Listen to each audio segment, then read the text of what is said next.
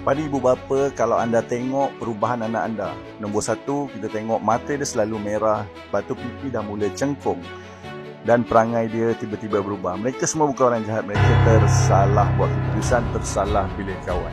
Okey? Jadi kemungkinan besar mereka terjebak dengan benda-benda ketagihan. Kalau balik lewat malam, kadang-kadang tidur sampai 2 hari tidur, kadang susah nak tidur. Kan, macam-macam kita tengok anak kita bila mula berubah, ada kehitaman, badan kurus. Okey, pujuk rayu mereka, duduk santai bincang dengan mereka. Mak tahu kau ada masalah, kan? Bincang dengan mereka, pujuk apa yang boleh mak bantu. Okey, dan sekiranya dia buat keputusan untuk berhenti, bagi tahu dia berhenti dengan jus gigi ni, kau takkan sakit badan. Badan kau akan steady, boleh makan, boleh minum, boleh tidur, boleh buat apa saja, insya-Allah.